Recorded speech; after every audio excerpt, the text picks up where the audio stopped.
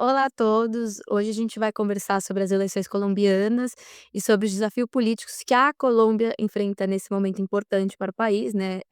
O segundo turno das eleições no domingo agora. Para a gente compreender melhor esse cenário, a Catherine Vargas, advogada, mestre em direitos humanos e doutora em ciências jurídicas e políticas, vai falar um pouquinho disso. Catherine, muchas gracias por aceptar esta invitación. Y pues antes de entrar directamente en las elecciones, me gustaría saber un poquito sobre ti, contarnos su trayectoria académica, profesional, con qué trabajas actualmente. Vale. Buenas noches, buenas tardes, dependiendo de la hora en la que nos visualicen. Mi nombre es Catherine Vargas, yo soy abogada colombiana, soy del sur de Colombia, de un departamento que se llama Huila. En este momento me desempeño como abogada litigante, trabajo junto con una abogada de mi región y desde la parte académica, como lo indicaste, pues tengo un máster en Derechos Humanos, Interculturalidad y Desarrollo de una universidad de Sevilla, España. Y al igual, pues estoy realizando mi doctorado en ciencias jurídicas y políticas en la misma universidad. Desde la parte de investigación, he realizado investigaciones de jurisdicción especial indígena, jurisdicción comunitaria y también de la Jurisdicción Especial para la Paz, que nace con el Acuerdo de Paz del 2016 en Colombia. Muchas gracias y muchas gracias por aceptar la invitación. Yo quiero empezar con una pregunta que yo creo que también es de mucho interés al público brasileño. Porque en Brasil hemos vivido elecciones muy polarizadas y muchas veces existe una sensación de que las personas votan más contra un candidato que a favor de un proyecto político. Entonces votan en un candidato porque no votarían de manera alguna contra el otro. Y desde fuera, la elección colombiana parece presentar una disputa entre proyectos bastante distintos. Y ahí yo quería entender, ¿tú dirías que los colombianos están votando principalmente por un proyecto del país o existe también ese componente de rechazo al adversario? Claro, Dora, en este momento en Colombia es verdad que muchas personas apoyan el proyecto político que tiene cada candidato, pero indudablemente hay un rechazo histórico hacia lo que representa el otro bando, digámosle de esta manera. Entonces, hay tanto un rechazo por parte de la derecha hacia lo que representa Petro y lo que representa la izquierda. En este caso, el precursor de Petro sería nuestro candidato Iván Cepeda. Y por otro lado, también se tiene un rechazo hacia la derecha y hacia lo que representa Álvaro Uribe Vélez, asociado con el paramilitarismo y, digamos, las extralimitaciones del Estado, que en este caso lo representa nuestro candidato Abelardo de las Priella. Entonces, bueno, ahondando un poquito más, indudablemente los colombianos se están impulsando mucho más en el voto de votamos en contra de el que continúa con la ideología de Petro y votamos en contra de el que quiere continuar con la ideología de Álvaro Uribe Vélez. Y ahora pensando un poquito en esa parte de la extrema derecha, ¿no? En ese representante, digamos, del legado de Álvaro Uribe.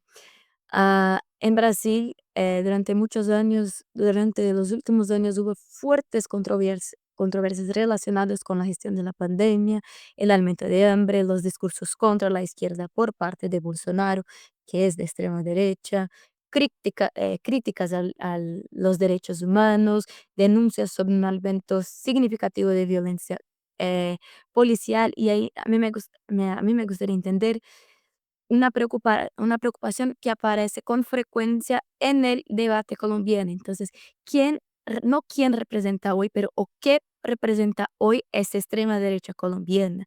¿Por qué preocupa una parte de la sociedad? ¿Y qué consecuencias podría haber para la democracia, derechos sociales, procesos de paz, entre otras cosas?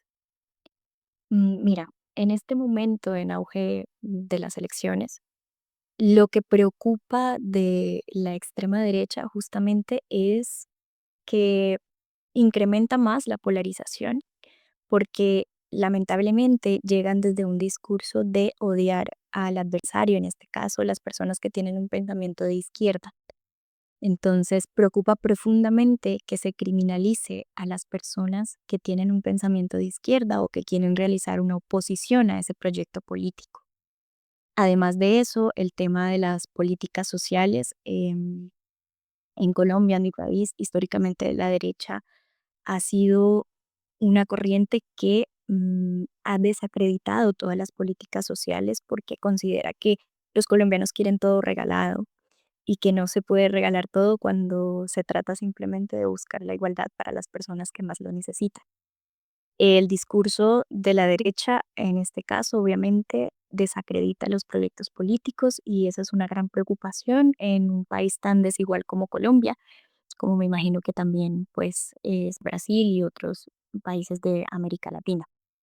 En cuanto al acuerdo de paz, digamos que es algo que hace temblar el acuerdo de paz porque directamente el candidato ha dicho que quiere eliminar la Jurisdicción Especial para la Paz, que fue la jurisdicción transitoria que se creó a raíz del acuerdo de paz, y lo ha dicho abiertamente que está en contra de cualquier negociación con criminales, como él cataloga a cualquier grupo al margen que pueda existir.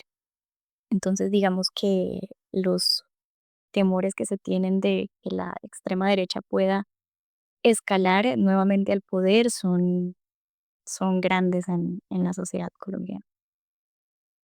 La verdad me generó una duda ahora, sobre los votantes moderados y ellos existe ese temor entre ellos transitan entre uno en otro, dependiendo de lo que sea importante para ellos, de lo que están ofreciendo, o sea, ¿qué pasa con el elector moderado?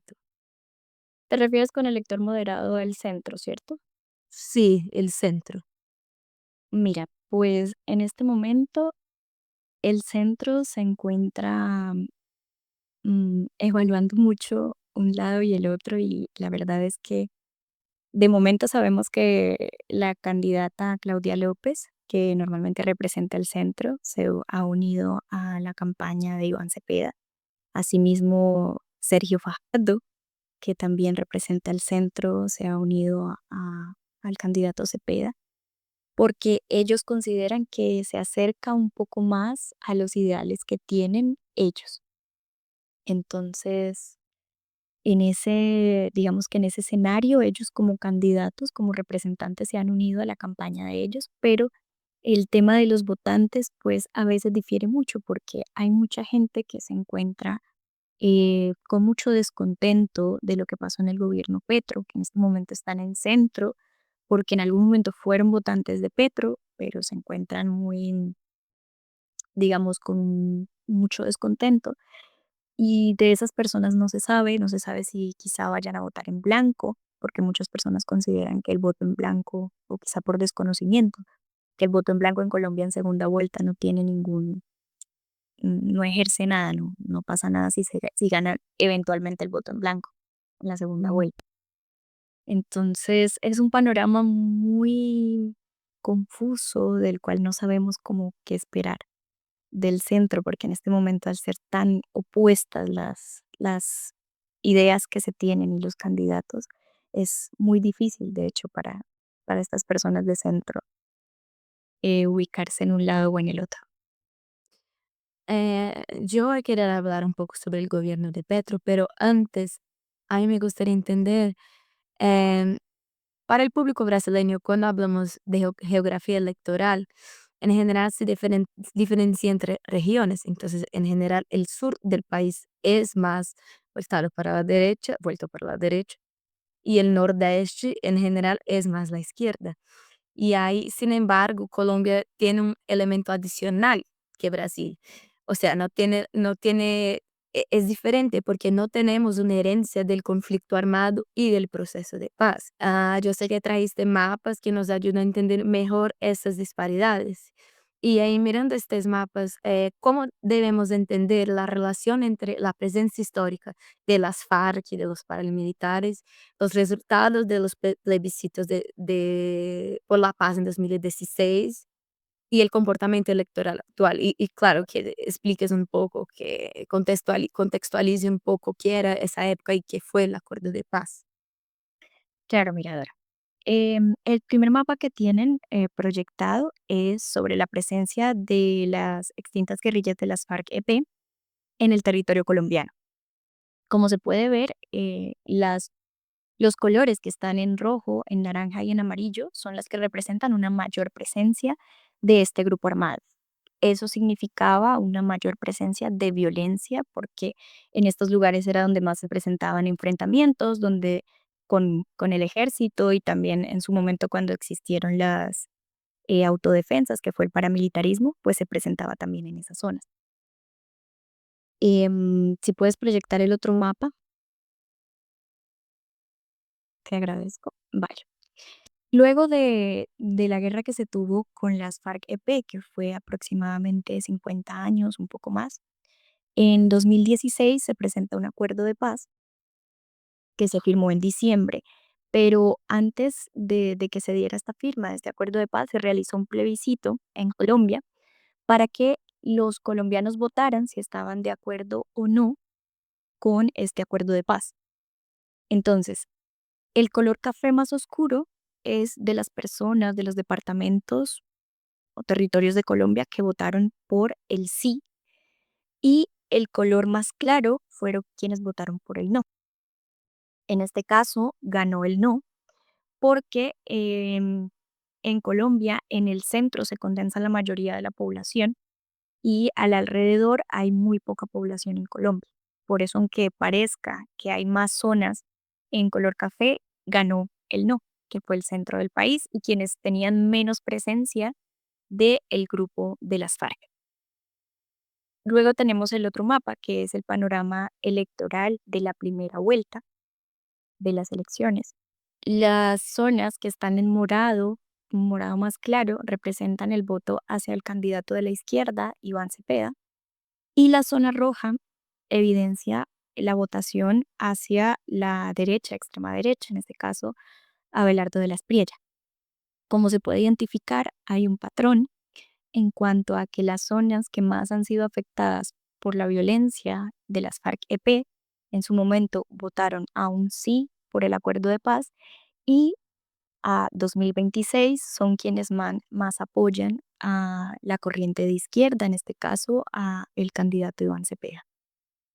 Y Y lo siento, pero cuál fue el papel de Cepeda en ese acuerdo de paz?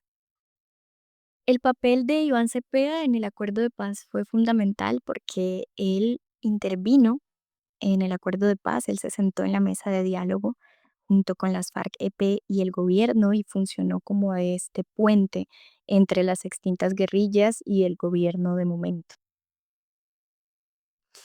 Y, pensando en ese contexto de estos mapas, podemos decir entonces que existe una geografía política marcada por la guerra y la paz. O sea, ¿hasta qué punto, la memoria del conflicto influye en el voto?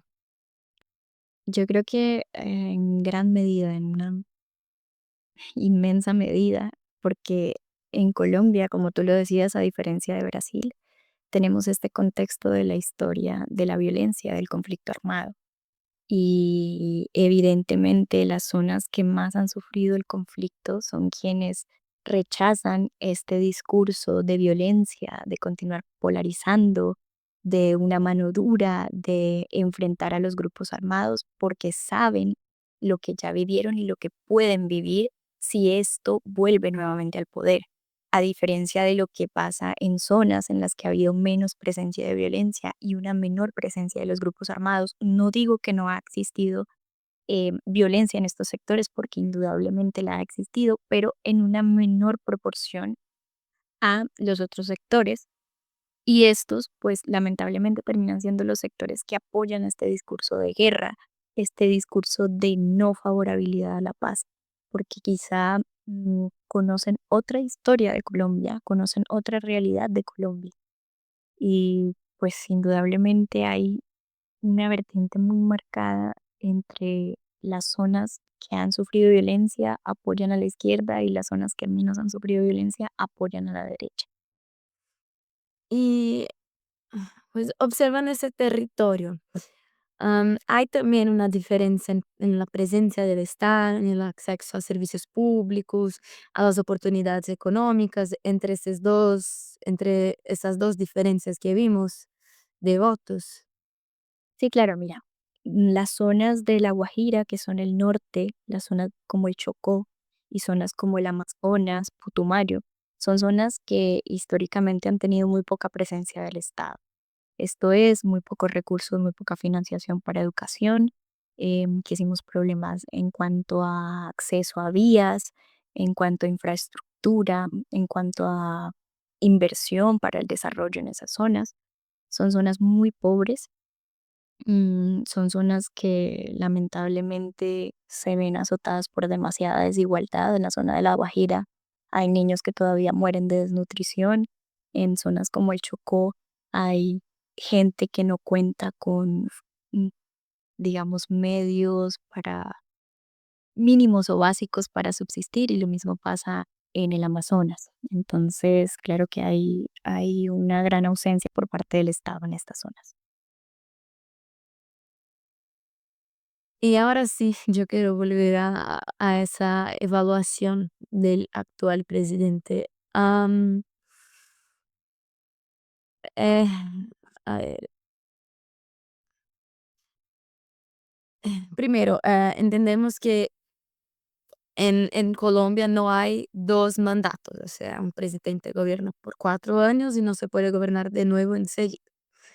Entonces, yo entiendo, que Cepeda como sucesor de que el rechazo o la aprobación de Petro influye directamente en su sucesor, como Cepeda.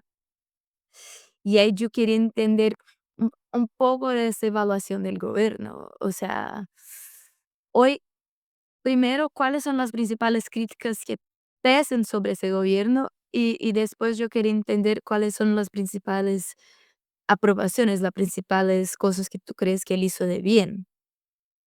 Ok.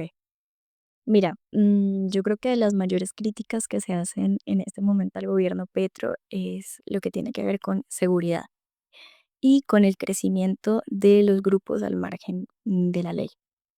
Entonces, la mayor crítica que se hace en los territorios es, incluso se asegura que, y lo digo entre comillas porque son cosas que se escuchan de las personas de día a día, es que Petro le entregó el país a las guerrillas o a los criminales, porque se han presentado obviamente problemas con el tema de seguridad, con guerrillas como el ELN.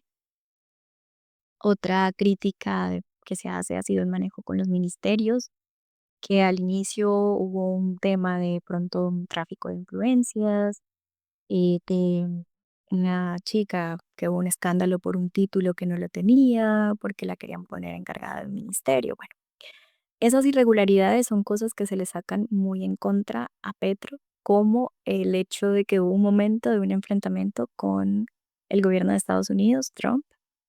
Esas son cosas que se le recriminan demasiado al gobierno de Petro. Dentro de las cosas que me parece que hizo muy bien, ha estado apoyar las políticas para paz. Indudablemente eso ha sido de gran importancia porque fue el primer gobierno de izquierda y que venía de un gobierno que dejó sola la Jurisdicción Especial para la Paz y que por primera vez, digamos que retomó todas estos deberes que se habían, que el gobierno, digamos, estos deberes a los que el gobierno se hizo cargo con la firma del acuerdo de paz.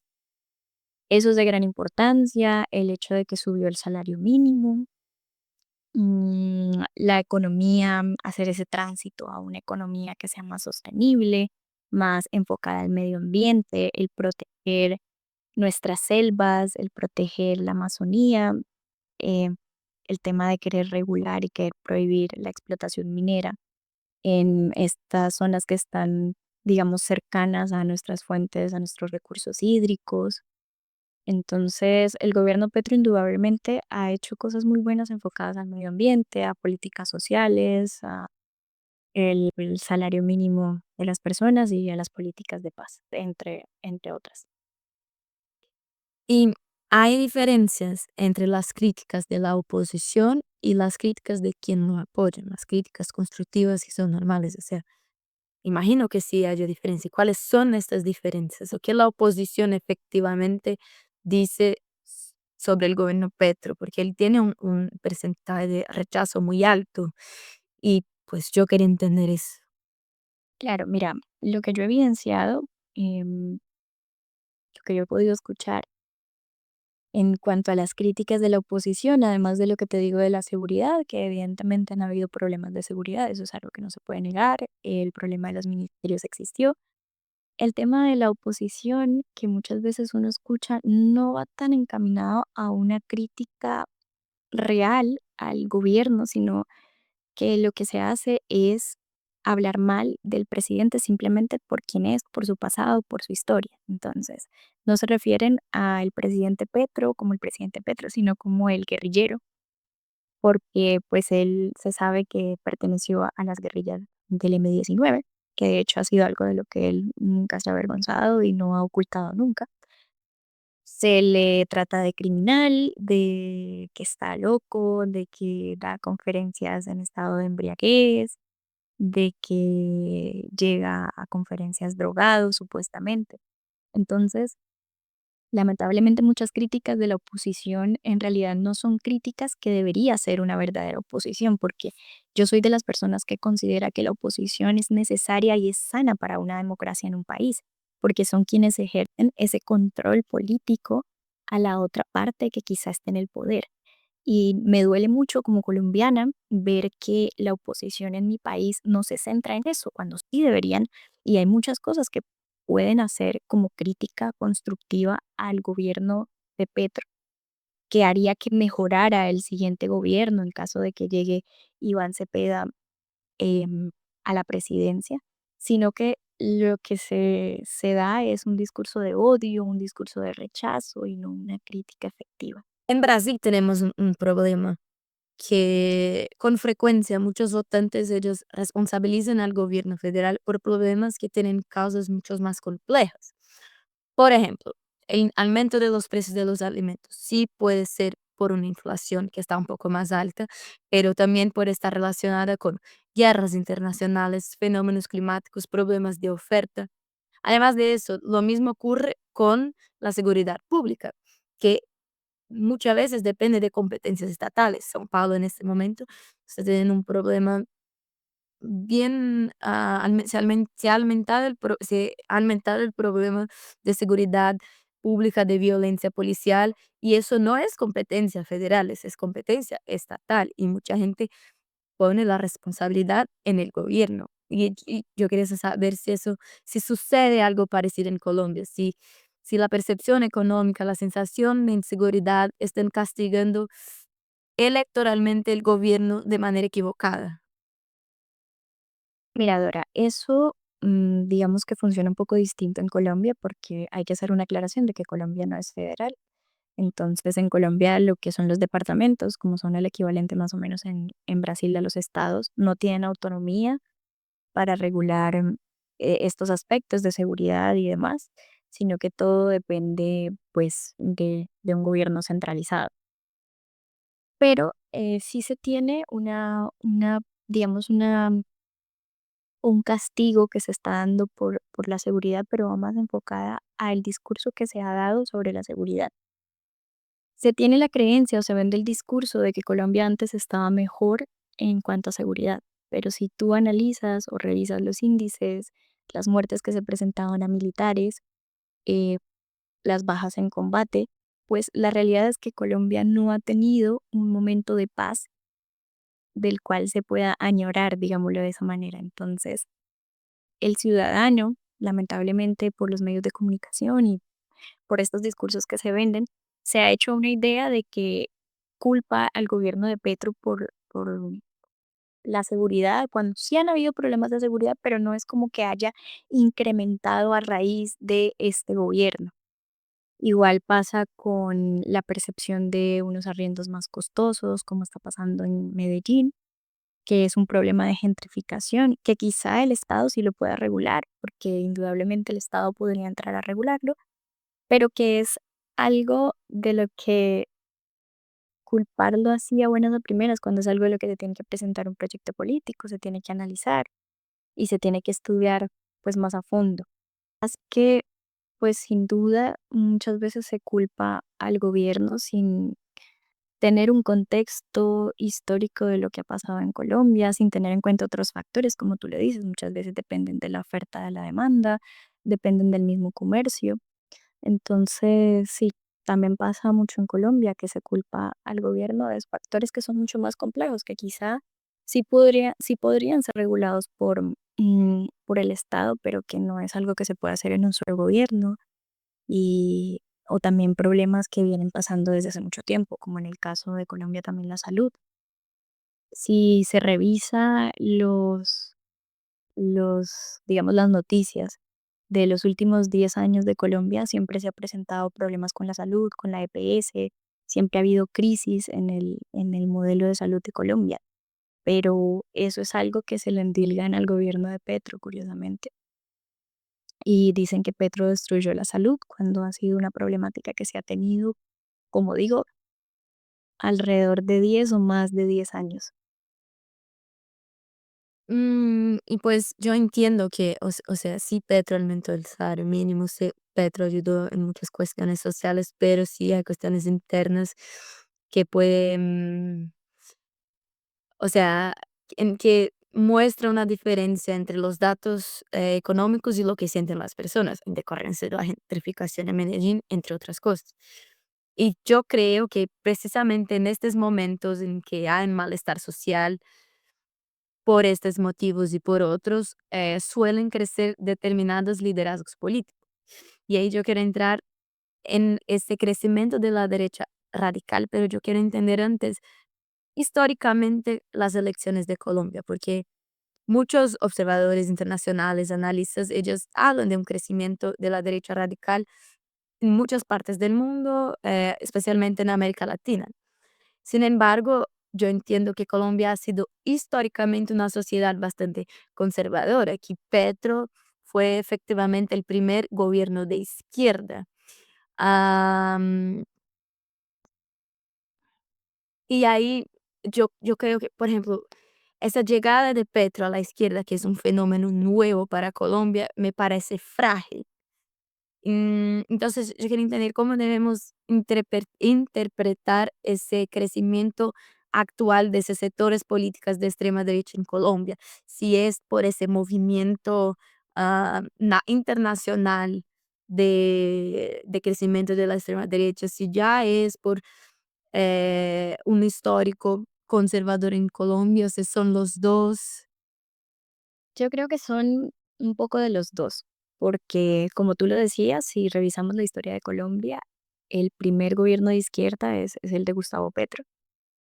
Y Colombia tuvo la presidencia de Álvaro Uribe elección, luego la presidencia de Juan Manuel Santos, que fue apoyado por Álvaro Uribe, posteriormente una reelección de Juan Manuel Santos, luego Duque, que fue apoyado por Álvaro Uribe, y luego llega Gustavo Petro como gobierno de izquierda. Entonces, en este momento se ha presentado, claro, en Colombia, como en muchos lugares de América Latina y del mundo, un crecimiento de la derecha, de la extrema derecha. Y en Colombia particularmente me parece que es un poco de los dos. Parece que es como una ola de reorganización de la derecha y este conservadurismo que siempre se ha presentado en Colombia. E indudablemente estas corrientes de crecimiento de la extrema derecha en otros países vecinos, como lo son Argentina, como lo son El Salvador, como lo es Estados Unidos, pues indudablemente influyen en este crecimiento de la extrema derecha, porque en Colombia hay muchas personas que son seguidoras de este discurso de Bukele, de Milei, de Trump, entonces, pues digamos que no se puede dejar ningún factor. Está tanto el histórico como la creciente de la extrema derecha a nivel Entonces, nacional. si tú entiendes que hay paralelos con fenómenos como Bolsonaro y Milei, Y en Colombia hay, Claro. en mi perspectiva, si me corrija si yo estoy equivocada, pero hay, además de eso, un elemento que atraviesa todos esos debates, que es la cuestión de la paz.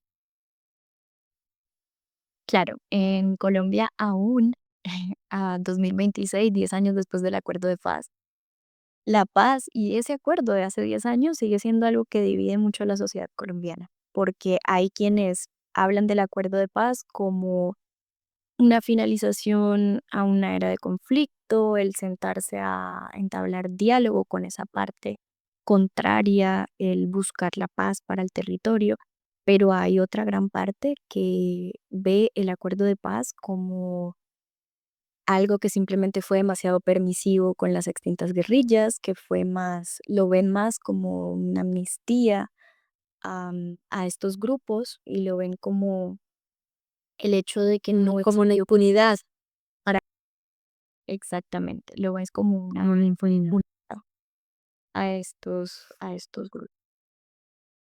Y ahí entrando en esa dimensión generacional, mm, los jóvenes, ellos entienden ese proceso de paz de maneras distintas a de quienes vivieron los años más intensos del conflicto armado, del narcotráfico, del paramilitarismo.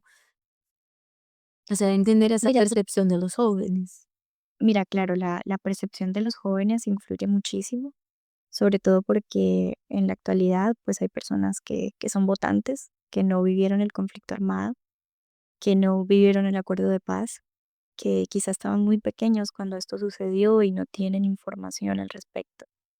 Pero tengo una percepción de que en Colombia está muy dividido y siempre ha estado muy dividido porque tampoco es como que las personas que hayan vivido la guerra o el acuerdo de paz sean fieles a seguir con estas políticas de paz.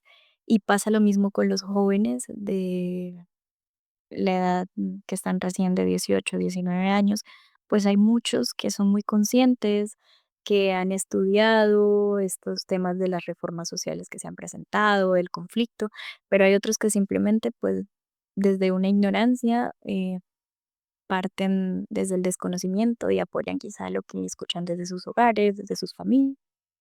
Y nuevamente, pues esto influye mucho porque Colombia pues tiene un histórico conservador y derechista muy importante.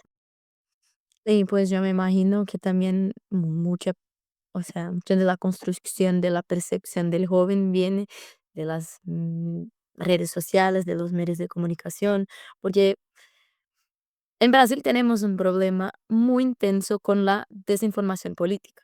Hemos visto un crecimiento significativo de campañas emocionales, circulaciones de fake news por WhatsApp, Instagram y otras plataformas.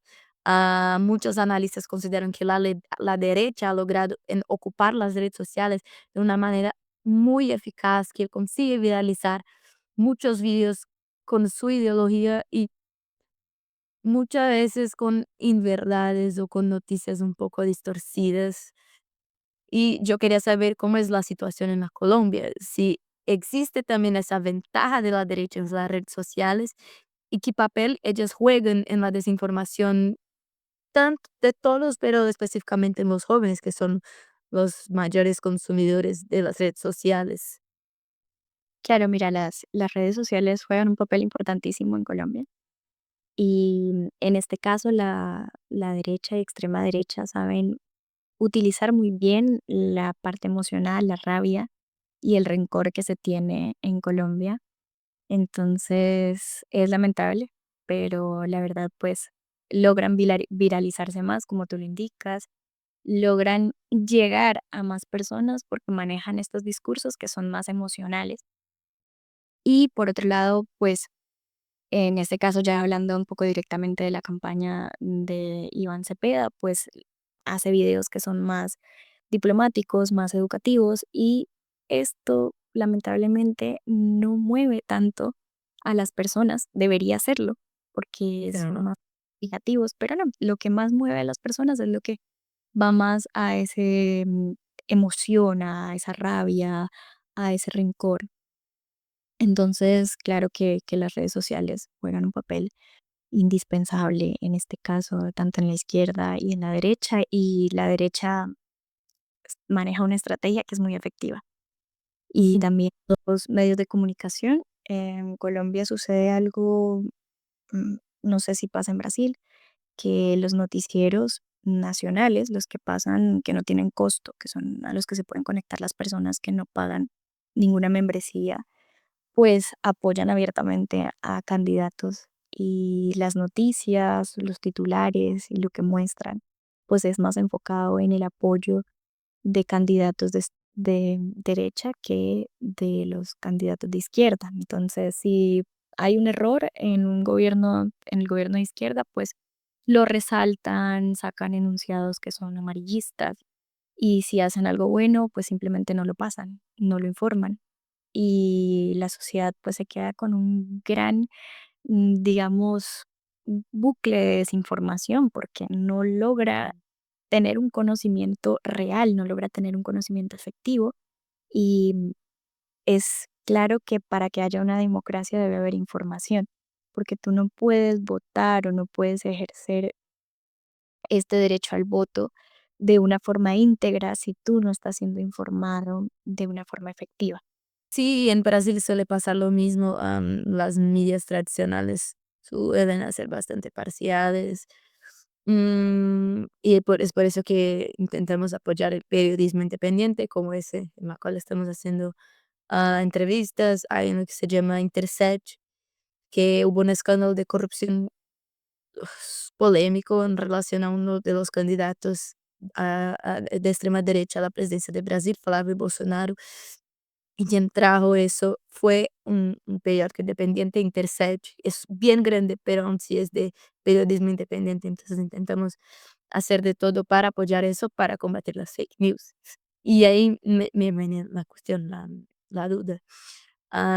En Brasil, eh, eh, los mensajes que llegan en Instagram, en los periódicos o en las fake news, que las narrativas que circulan con más fuerza son los temas de seguridad, de corrupción, del miedo y asociación, por ejemplo, a nuestro presidente al crimen organizado, a los congresistas de izquierda al crimen organizado, a la corrupción, incluso de personas que sí están siendo, o sea, las personas siendo investigadas por corrupción acusan a ellos, pero ese es otro tema.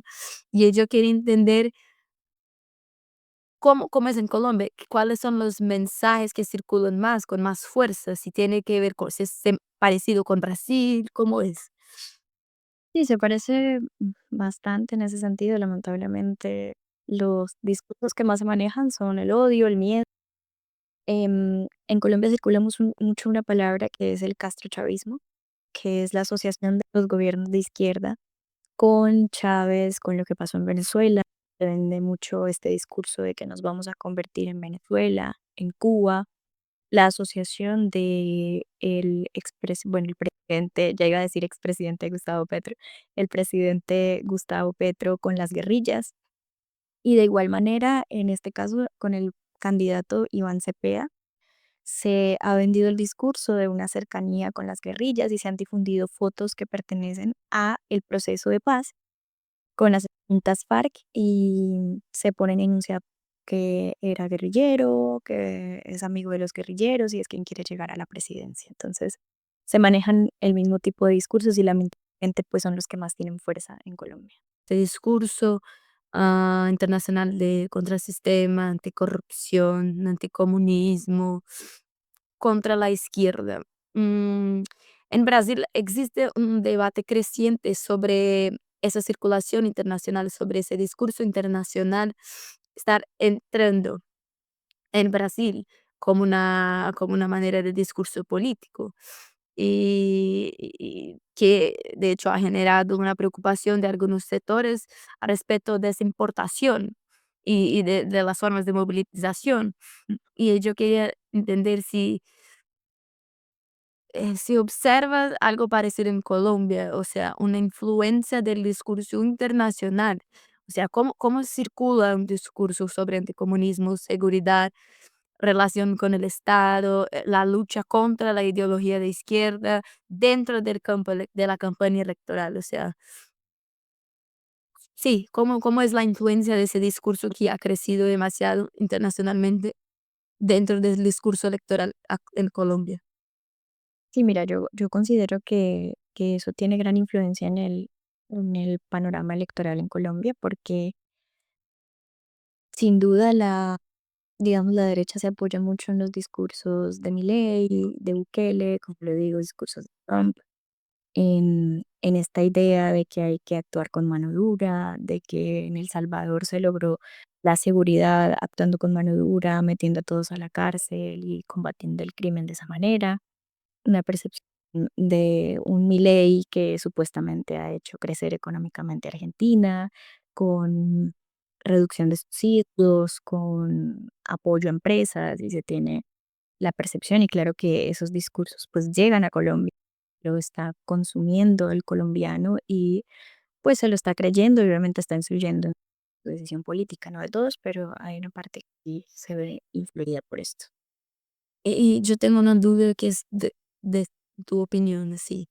Yo sé que el número de votantes en Colombia ha crecido exponencialmente, o sea que este año hubo un aumento bien significativo y, y yo no sé si es más para izquierda o para la derecha, creo que tú sabes más que yo, pero ¿tú crees que ese discurso radical influye en eso? O sea, por las personas en encontrar, tener ese miedo de la extrema derecha o por las personas de derecha estén muy influenciadas por ese discurso anticomunismo, antipetro, antiseguridad.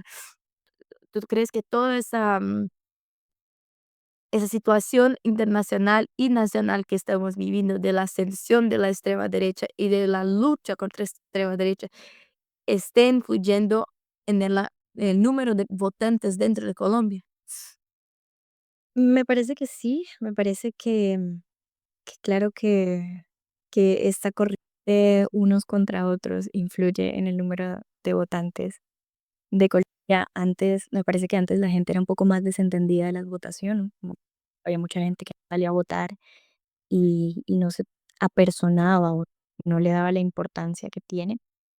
Mm, y yo, pues, yo intento ser más romántica con este tema y digo que en cierta manera, sin importar la zona o la ideología de la que se vote, es importante que hayan votantes en el país, porque eso quiere decir Sí. que las personas entienden que tienen un derecho y que tienen un deber. Y para mí, digamos que el hecho de que hayan crecido los votantes en Colombia es de cierta manera bonito, no importa si crecen más de derecha, si crecen más de izquierda, sino que quiere decir que las personas están entendiendo que pueden cambiar el rumbo de un país con el voto. Obviamente preocupa desde una vertiente de izquierda que se dé un crecimiento más hacia la derecha, pero digamos que el número, el crecimiento de votantes es bueno, porque quiere decir que la gente se está informando, está siendo más consciente, pues indudablemente está creciente el número de votantes, tiene una relación de la lucha contra la izquierda, contra la derecha, porque tanto la vertiente de izquierda tiene ese temor de que haciendo la derecha, pues han hecho, digamos, una campaña de decirle a las personas la importancia que tiene votar. Y esto también pasa desde la vertiente de derecha, de este miedo que tiene de que la izquierda llegue al poder, de que las personas, pues, ellos mismos también hacen más conscientes de que la manera en la que se evita esto, pues, es a raíz del voto. Para terminar, a mí me gustaría de salir un poco de la coyuntura electoral y mirar hacia el futuro. Yo sé que hay una preocupación muy grande de que la extrema derecha, el candidato de la extrema derecha gane las elecciones. Y yo voy a preguntar dentro de una situación hipotética, que es un poco raro, pero yo quería saber lo que está en juego. ¿Qué crees que está en juego después de esas elecciones? ¿Qué consecuencias podría tener para la paz, para la seguridad, para los derechos sociales, para la democracia? El papel, además de eso, el papel de Colombia en América Latina, el papel como internacional dentro de América Latina. ¿Cuál es el escenario que más te preocupa? Mira, a mí me parece que el escenario más preocupante en este momento para las elecciones presidenciales es esta estigmatización que se tiene a la oposición. Me preocupa mucho que Colombia, teniendo este histórico de tanta violencia a la oposición, nosotros tenemos una historia de una guerra bipartidista que, bueno, no la explicaré, pero que fue muy violenta en Colombia, justamente porque entre opositores se mataban. Asusta mucho el poder una persona en la que en su discurso lo dice abiertamente que quiere destripar a la izquierda, que no va a tener piedad, que siempre vamos a encontrar un enemigo en, en él. Entonces, digamos que es el panorama que más me preocupa, además de otros, del tema de que quiere acabar con todo lo del acuerdo de paz, que ha sido, que ha tenido muchos errores, que ha tenido muchos tropiezos, pero que ha sido algo bueno para la sociedad colombiana.